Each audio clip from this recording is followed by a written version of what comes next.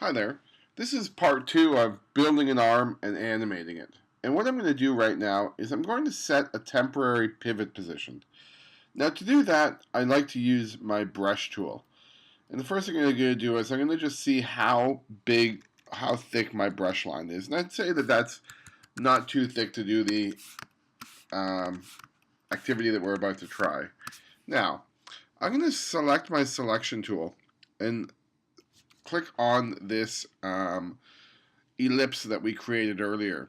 Now you notice that the ellipse has a perfect dot that shows the center of the ellipse. I'm going to start by zooming in on that ellipse, on that dot.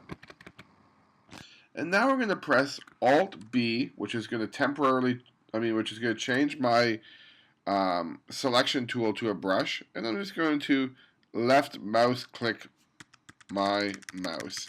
And you can see that when I zoom back out, it's given me the perfect center point to my arm. Now, it's not important to do that with the bottom of the arm.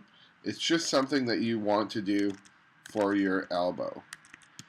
The next thing I'm going to do is I'm going to make a duplicate of this art, because basically part of this art is going to be upper arm and part of this arm is going to be lower arm. So I'm going to go to my timeline. I'm going to right click on this and I'm going to say duplicate selected layers. And now you can see that I have both drawing and drawing one. And I'm going to take one and call this upper arm. And I'm going to call this one lower arm. Now I'll select my upper arm and I'll grab my cutter and I'll just cut away what I don't need.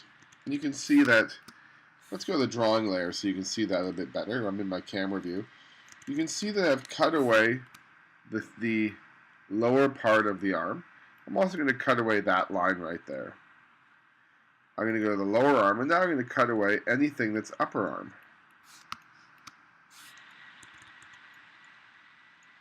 And the cutter is great because it just, as you click and drag over any of those lines, I'm just going to go back in time, click and drag, it cuts away all of the artwork that you don't need.